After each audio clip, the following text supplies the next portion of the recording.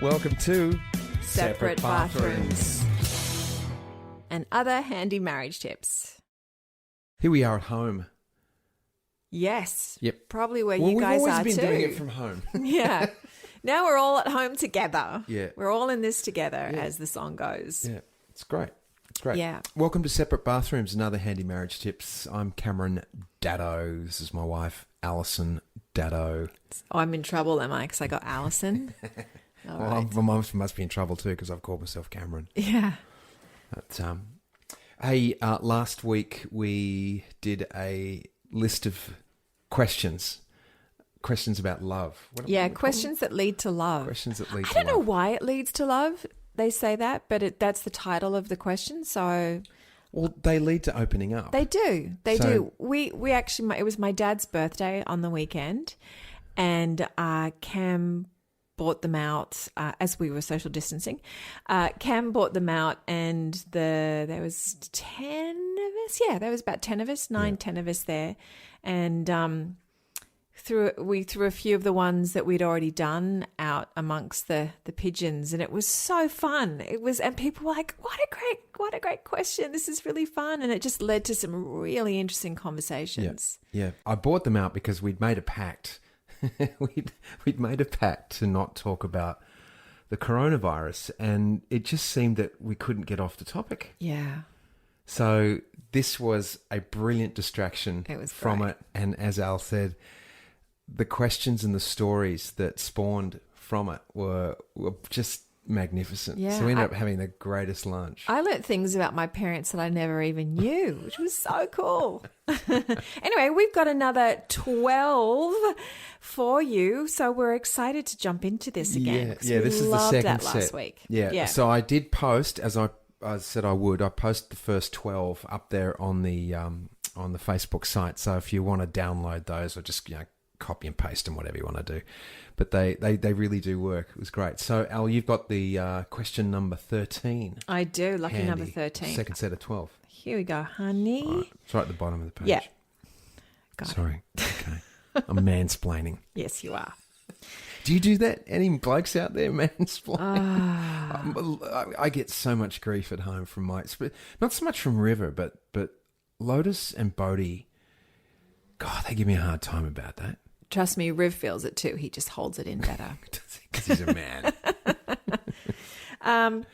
Here we go. All right. If a crystal ball could tell you the truth about yourself, your life, the future, or anything else, what would you want to know? Oh, the first thought that comes to mind is I don't really want to know anything because it's the not knowing that keeps me going. Oh. I reckon if I knew what was happening or gonna happen, I think that would take the edge off my pursuing something. So I'm going to say that. Yeah. Although, and here's the caveat, I would love to know past lives. I'm a believer in past lives. I don't think we've been here. We come here for this one and done. I don't have any recollection of past lives, but I sure would love to know definitively about some past lives and why I've ended up in this position today. Because I think I must have done some good things to have ended up in this life. That's a good one. I like that. How would you answer that question? I'm with you, actually. It's funny because sort of given the idea that, okay, a crystal ball to see into your future, and then you go, what if the future's crap? And you know that you're headed for a crap future, then what do you do with the present? So, I was thinking, maybe I'd love to know if I'm going to be a grandmother. It's like, yeah, but what if I'm not? Then I'd be really upset. So honestly, my first thought, I know we're not meant to be talking about the V word, but I'd like to know when this virus is going to be over. Right. I would like to know that. I'd like to know that it's a crystal ball was going to tell me, yep, in 2 months' time, we are out and about celebrating. That is what I would like to hear. So, who knows? Yeah, who knows? Who knows? Who knows for sure?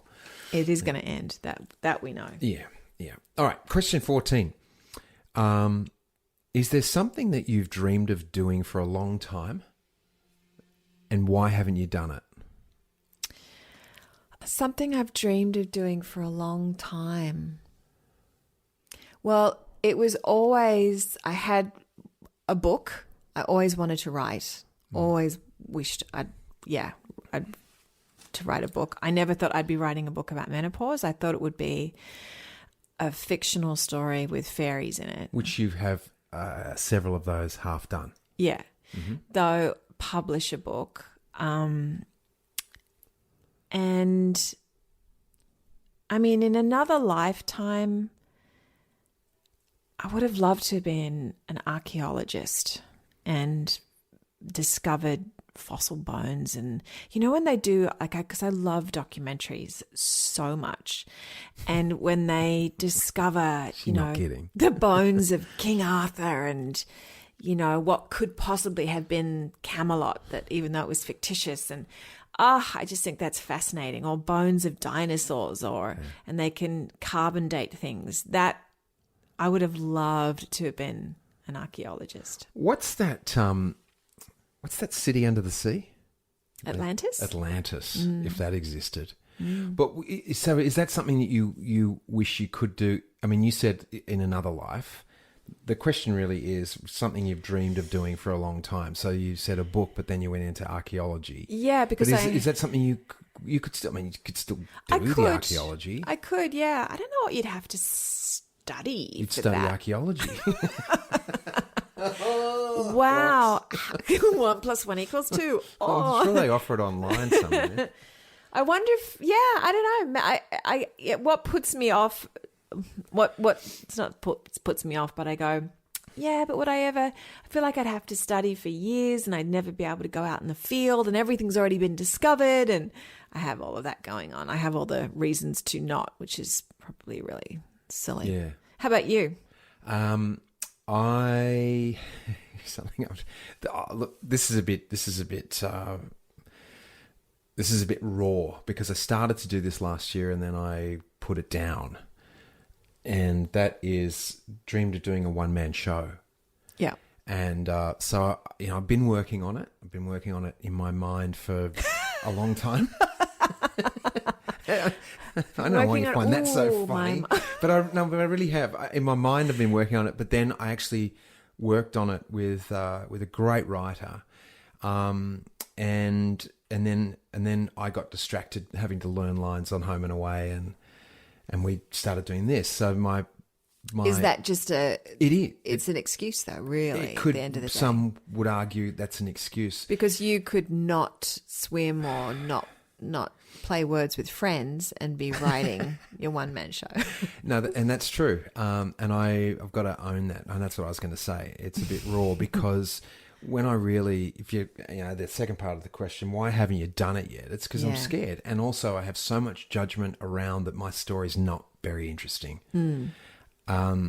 You nodded and you just validated it's not. No, I understand that feeling. No, of course I don't mean that. I know. Well, you've been encouraging me to do it. Yeah. So, it's just a questioning of my talent or ability to hold, tell my story, and who would actually be interested in doing it. And I know and who would play you? I mean, that's the big question. Didn't we ask that question? Yeah, we did. Who would play me? So anyway, so I will continue, and now here I am. I have this opportunity to delve back into it again because Home and Away is on hiatus for a little while. Till we all get great. So, and it'll be a one-man show with a lot of amazing music in it. There you go. All right. Oh, okay. So now I'm going to ask you. Right, next one. This is really good. What is the greatest accomplishment of your life? Greatest accomplishment? Yeah, what's the greatest accomplishment of your life? Wow. I'm going to be saying hanging in there for this marriage. Why are you laughing? You're going to ask me that. Because it's been the hardest thing. Yeah. Right? And it's an accomplishment. And it's been hard. It's been all those things that they say, a diamond is a piece of coal that did well under pressure. It's that sort of analogy. Yeah. right? So we were coal Well, first, it's and just- we've come out. Yeah. It's just Sometimes. It's just, we've put a lot of work into this. We could have easily have walked away. We've both had plenty of reasons that would justify that, and we've chosen to stick with it and work through stuff. So I would say that's a great accomplishment. And the kids, I think everything that's come from this marriage Yeah. has been a good one. What about you? Look, I would agree with that. I'd absolutely agree with that. And yeah, it would be raising 3 kids is a great accomplishment. Definitely staying in the marriage with you is a great accomplishment. It's not always roses. I mean, people who are listening and they know who are married, it's just, it's an unrealistic expectation to think that marriage is going to be great all the way through. You're going to have shit. Yeah. Some people have more than others. Correct. But yeah, no, it's true. It's true. Yeah. Okay, cool. Next Move. one. All Yep. Moving right along. All right. What do you value most in a friendship? Honesty. Yeah. Honesty. Honesty with themselves and honesty with me as their friend. Yeah. If I'm being lied to, I cannot be in a friendship with someone that lies to me. Yeah. Yeah. Okay. How about you? I'm gonna say that too. I'm gonna add humour to that as well. It's always good. I love a bit of humour in a friendship. And shared hobbies. That goes well too. Yeah. But you're asking me value most, probably honesty. Second place, humour. Third place, shared hobbies, like drinking beers. Do you know what I thought at first you said? At first I thought you were saying shed as in SHED, like your friend has a shed. We spend a lot of time in the shed. I'm like, We build a shit. shed? Yeah. Why does your friend need to have a shed? Shared. Shared. With an R.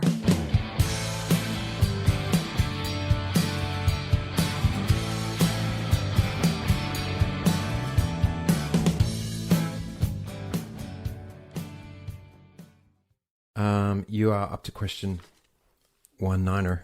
Oh, okay. I need to put my glasses There you go. on. Here we go.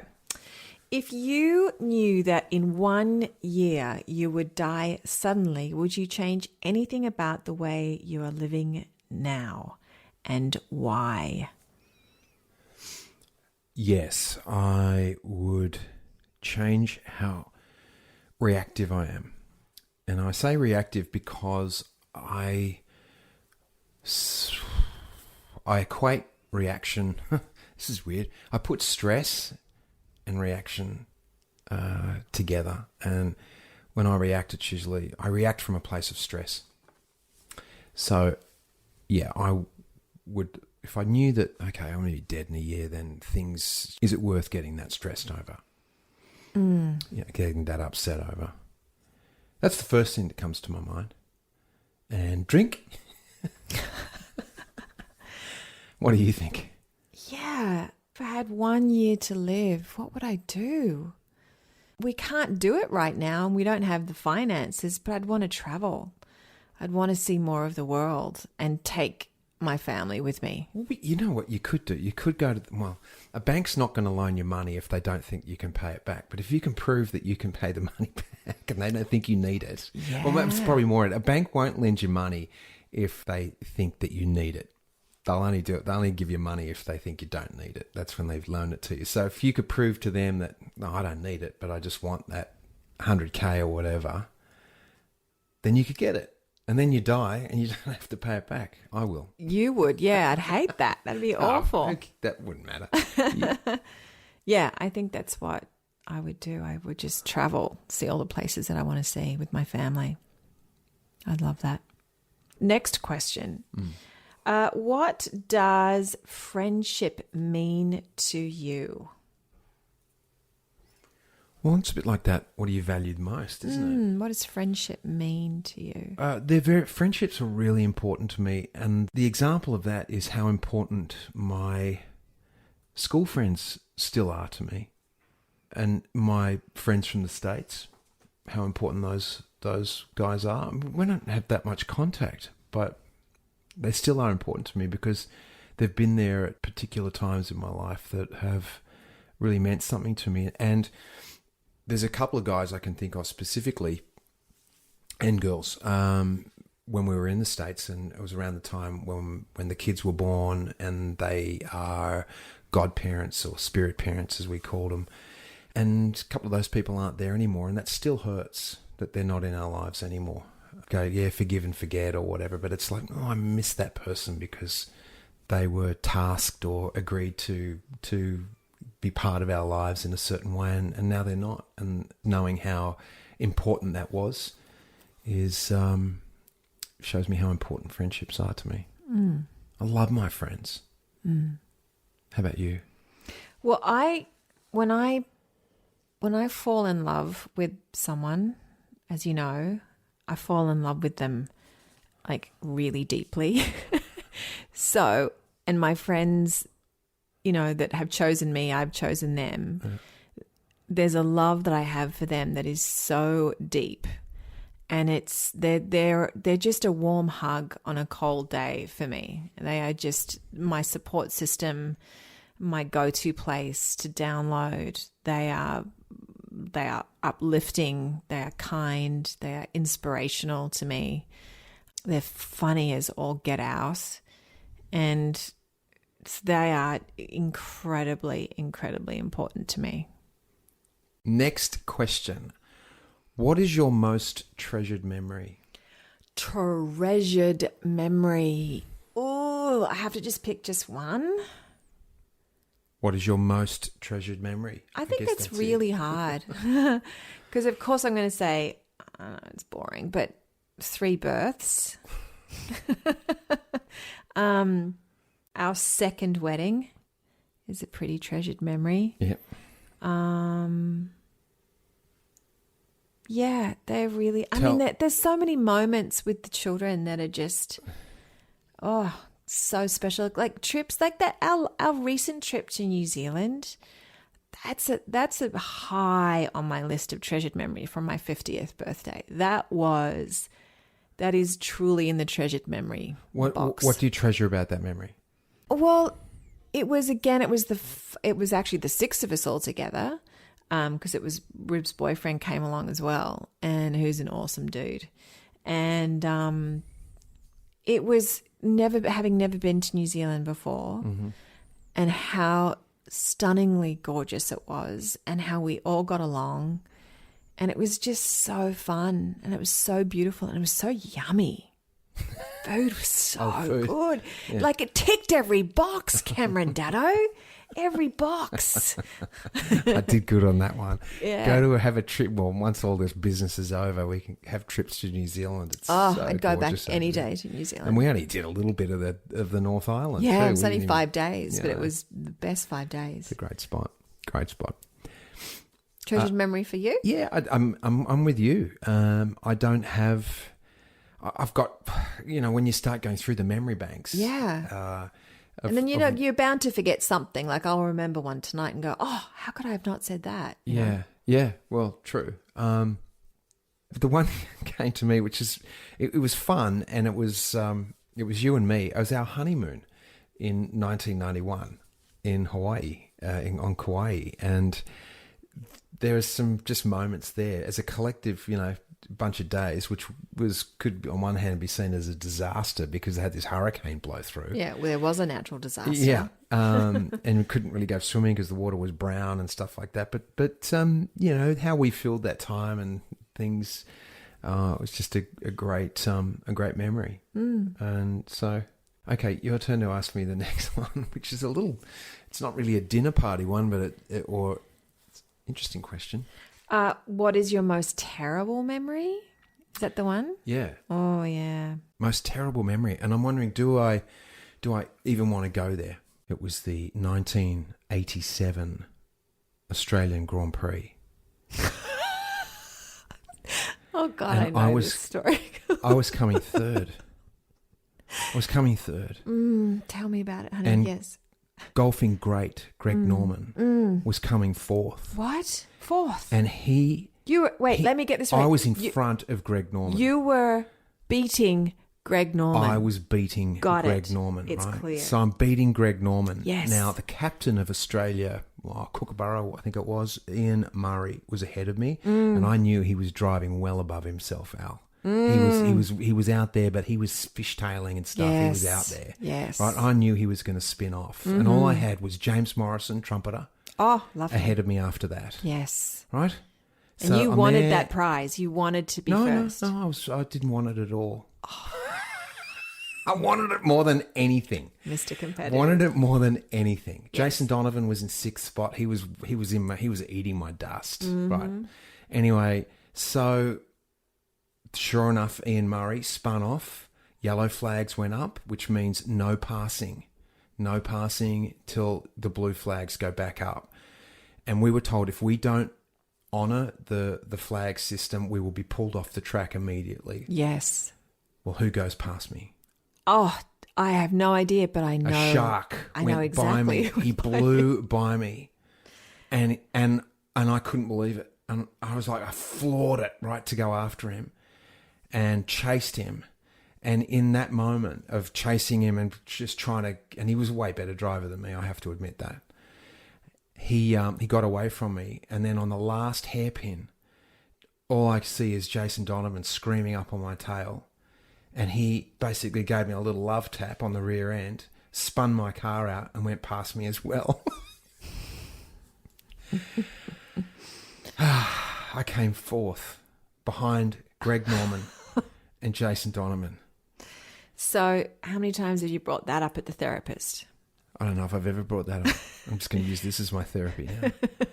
But Greg Norman came up afterwards and he goes, "Great race, guys. Great race," with this pseudo-American accent.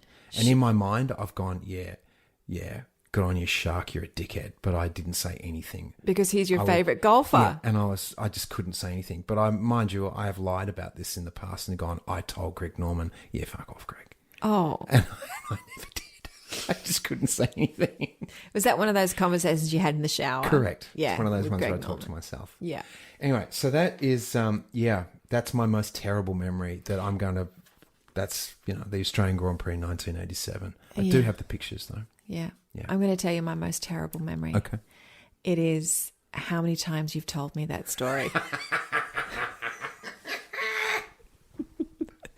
Because I think we're up to about 19. Yeah, but so that's my most terrible memory. See, now I won't be putting that story in the one man show then.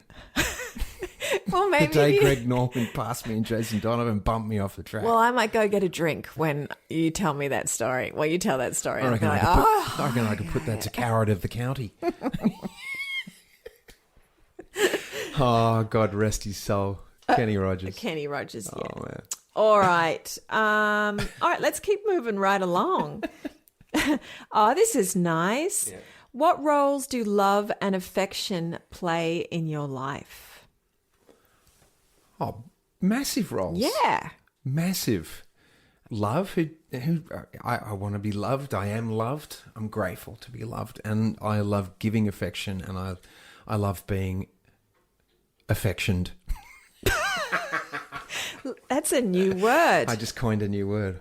I love receiving affection. Giving and receiving. Both love and affection. Yeah. In fact, I think Joan Armour Trading has written a beautiful song about the subject. It's called Love and Affection, and if I had my turntable here, I put it on right now. Smooth FM. Yeah, absolutely. Do they play it on Smooth FM? Yeah, we play Love and Affection.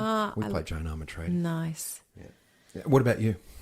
Well, I mean, it's kind of a no-brainer, isn't it? I mean, what roles do love and affection play? I mean, they play the biggest roles because without that, what is there? Without love and affection. So that's what everything's based on is love. That's the first place that I want to be responding from and, moving through life from is love. So... And is affection the way you enact your love? The way you show it? It physicalizes through affection? Sometimes it's in other ways. Sometimes it's making a cup of coffee or a cup of tea for someone. Like I did for you this morning.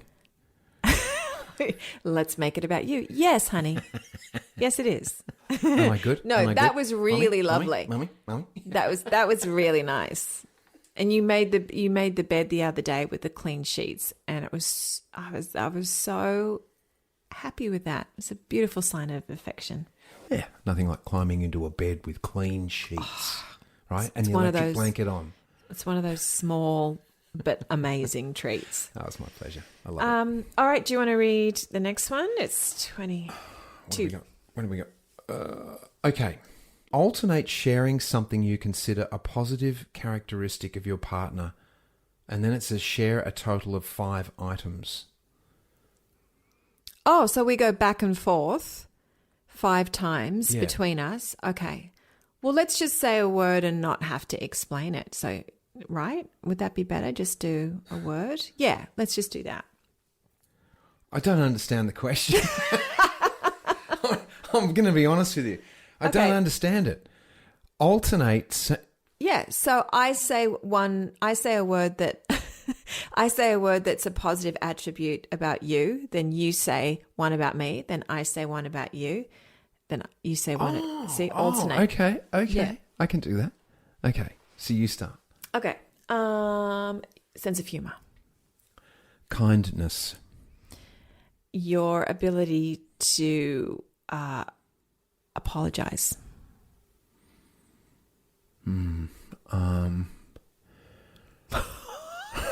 Stop. After one, you're stuck. Because I'm thinking about what you said. That was nice. Oh, Yeah. It's not so much about trying to find something with you.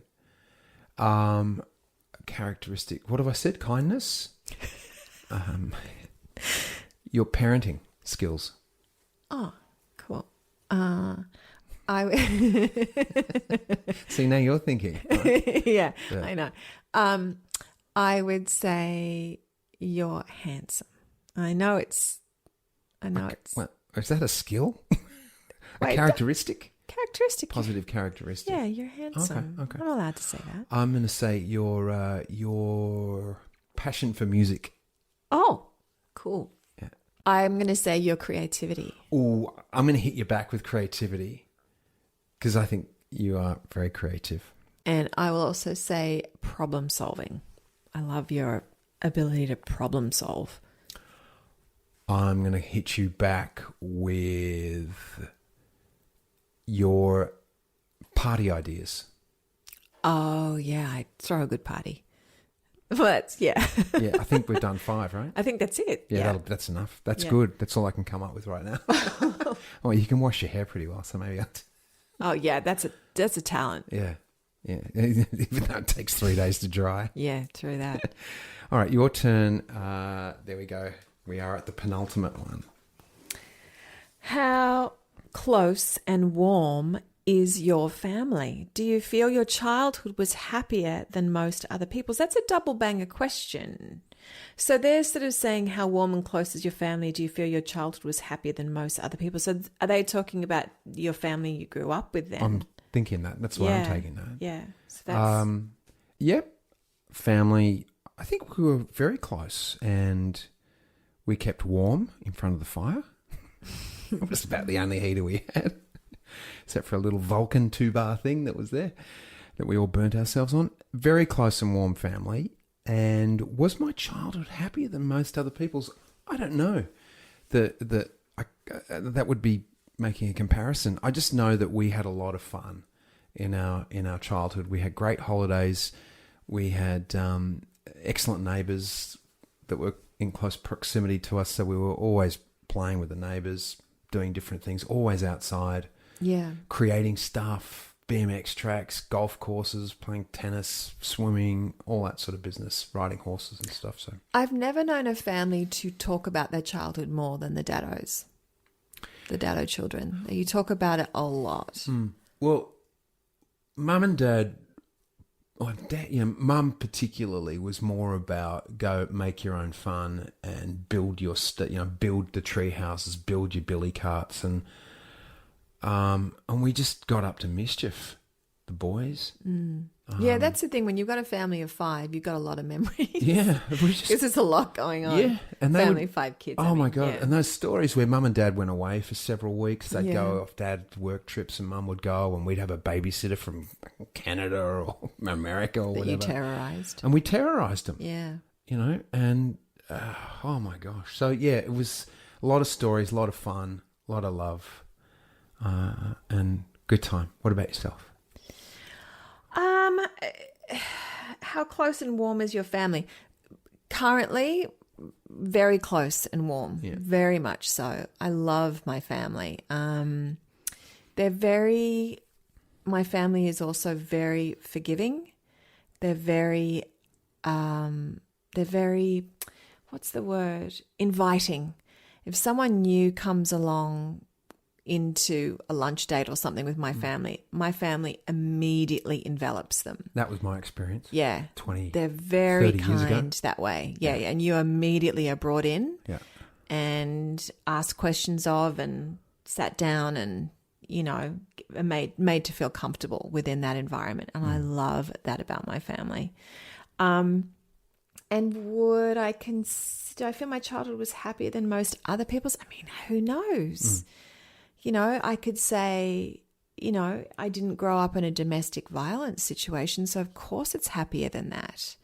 You know, but my mum and dad were divorced, and that caused some challenges for sure in the house. So there's that too. So somewhere in the middle. Yeah. I'd say something in the It's a middle. funny question, that, isn't it? Because you're being asked to compare yourself to How other can people. you? And I would Yeah. never compare my childhood to... But first thing I thought of was my mates that I grew up with. And I would Yeah. never compare my childhood to any of my friends, you know. Well, this is an interesting one to go along with it. This is our last question. Right. Um, For this week. How do you feel about your relationship with your mother? He laughs. Oh my! I do laugh because she drives some mum. Oh gosh, I love spending time with her, and then sometimes she just absolutely drives me insane. And I missed her when we lived in America. I missed my mum and my dad.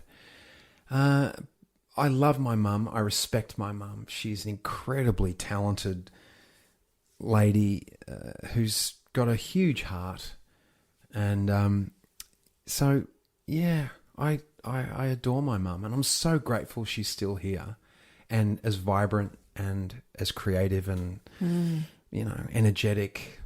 You know, she still plays 18 holes of golf a week, and she's always doing something. Yeah. Those hands never stop creating. So but like I said, she can say something that just chaps my ass. And it's nothing to do with the present. That's the thing. It's always something that has taken me back to being 5 years old or 13 years old. So the evolved Cameron understands that, and I can let it slide.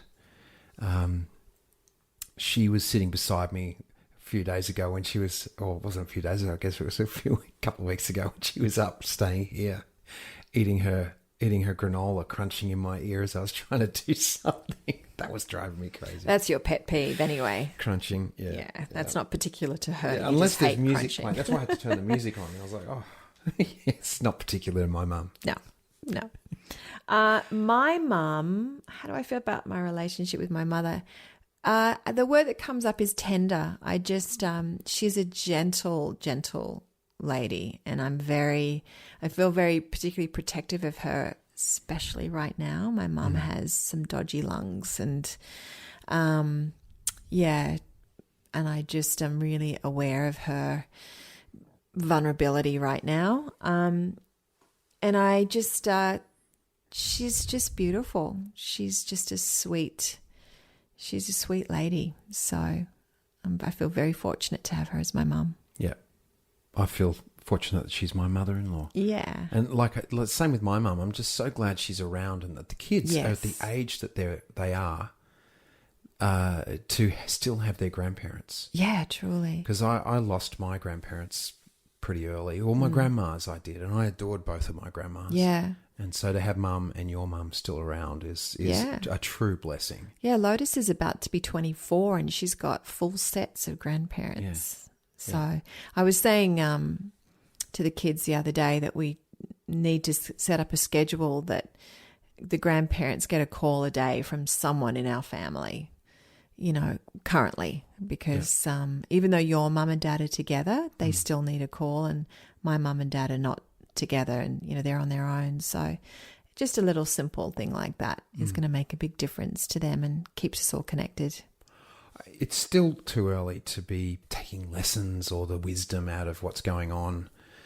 We're such early stages, it seems. I mean, who knows? We may not be early stages. I just don't know. I don't think anybody really does. We're certainly in this spot for a few months. And what I hope is something that stays from this time is the way people are checking in on other people. Yeah, it's lovely. It's beautiful. It's amazing. Right across the community, right across the world. Right people across are doing the world. it. And isn't it great that we have this technology? Yes. You know, like Zoom, we can all turn into the Brady Bunch if you get 9 people on it. Yes. Instagram, and Skype, Facebook, Skype, Marco Polo. Yeah, download all the apps. By the way, I thought you were a brilliant horse's ass in our Instagram video too. Thank you. Yes, you are just I worked hard at the that. best. Yeah, you're welcome. If you haven't seen it, check it out on Instagram. It was so much fun. All right, thanks for listening, everyone. Stay safe, stay healthy. We'll be back next week. All right, bye. Bye for now.